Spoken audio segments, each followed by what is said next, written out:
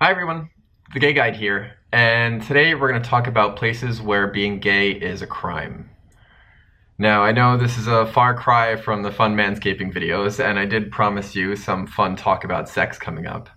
But this topic has been on the list since the start, and recent events have made it timely to discuss now. What recent events, you ask?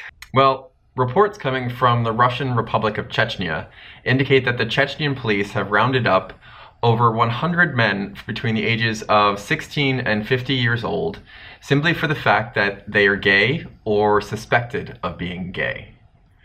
According to a local newspaper, the men are being held in an abandoned police compound near the town of Argon, and there they are beaten, tortured with electricity, forced to sit on bottles, and many of these men have died from this torture. This all started when a Russian activist group was filing petitions for a gay pride parade in a nearby town. They had been applying for these parades all over Russia, not because they expected to be approved, but because they expected to be denied. And they wanted to collect these denials to put a case together to try and help improve relations with LGBT people in the country.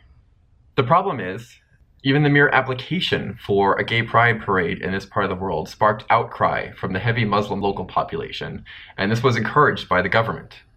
Things escalated to the point where a prophylactic sweep was ordered and the men began being rounded up. When authorities are asked about the reports, they're denied. But they're not denying that they're holding these men against their will and torturing them. What they're denying are that gay men exist in Chechnya at all. They say you cannot arrest or suppress people that don't exist in the Republic. And if such people existed, law enforcement would not need to worry about them because their families would send them to places from which they could never return. Send them to places from which they could never return. Now, what they're referring to there is what they call an honor killing, which is somewhat popular in this area of the world as well. An honor killing is when you murder a family member simply because they're LGBT, and this is to protect the family from the shame of being related to someone who's LGBT. People are encouraged to murder their own family members simply because they're gay. Now, I think this is probably a good time to take a look at the larger picture of LGBT rights around the world. So here's a map. The dark green areas of this map are where LGBT people have the right to marry. Lighter greens provide some sort of marriage option for LGBT people, but not one that is equal to the full straight marriage. For the purposes of this map, the green areas are considered safe zones for LGBT people. Unfortunately, there's not a whole lot of green on this map, is there? And it's mostly in the Western civilizations, with the exception of South Africa, Australia, and New Zealand.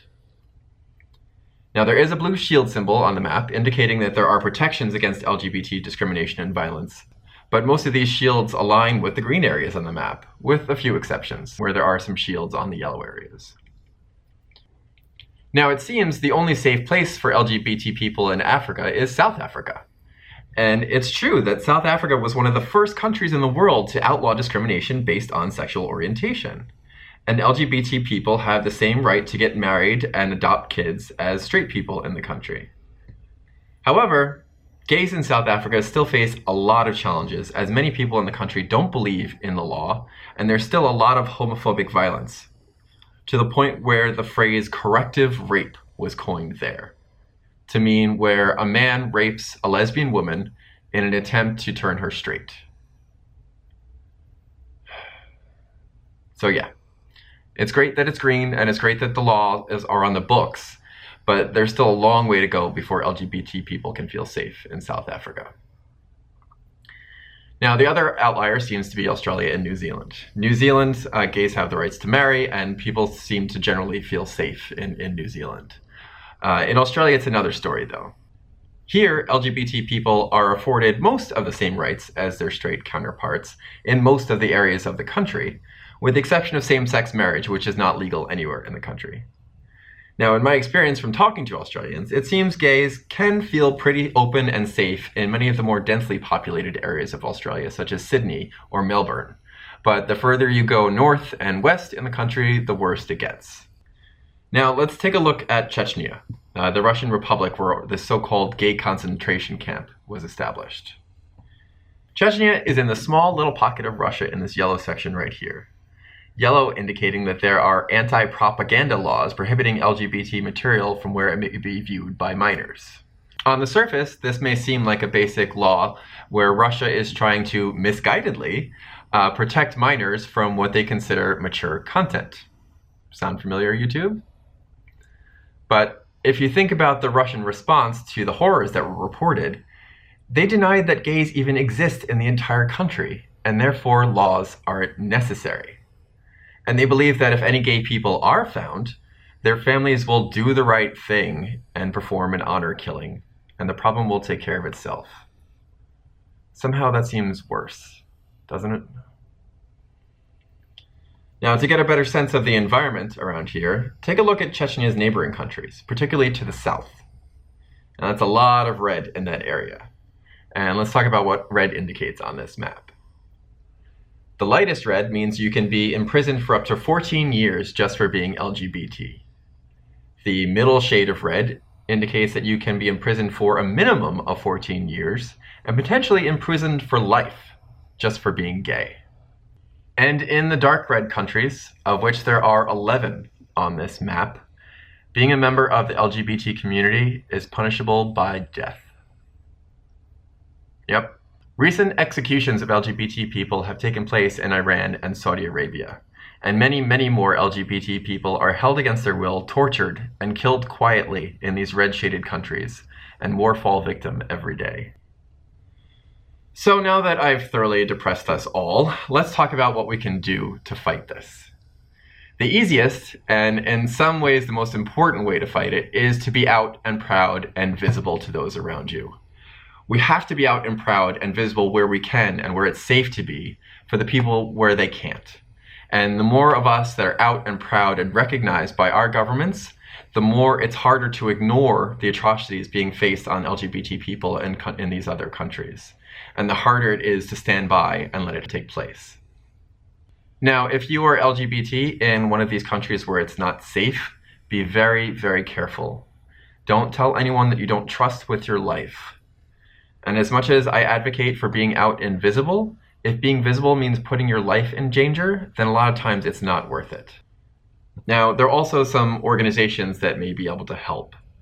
In Russia, there's the Russian LGBT network, and they're trying to free these men who are being held in Chechnya, and have set up a hotline to help others who maybe fear of being taken next.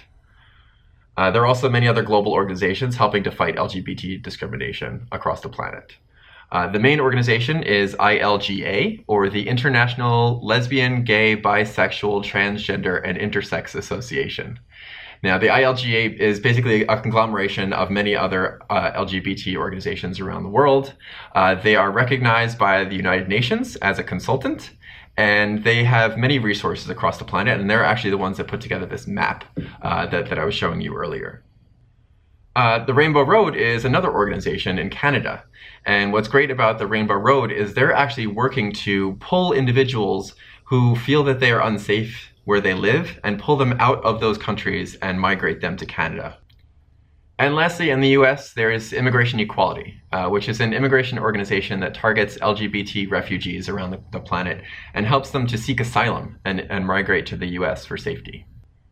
So, while there has been a lot of good news in the Western parts of the world about LGBT rights, there's still a long way to go. I believe if we stay strong and stay united and team up with our straight allies, we can make a difference in these countries. And I think in my lifetime, we can turn a lot of these countries green. So I think that's a pretty good goal that we can aim for. So I hope this video was educational. I hope you didn't get depressed too much. Give me a thumbs up if you learned something, and make sure to subscribe to my channel to stay up to date with my upcoming topics. If you have any questions for me or a specific topic you'd like to cover, you can leave them in any of my comment sections below, or send me an email to thegayguide@gmail.com. And in the meantime, get out there and be who you needed growing up.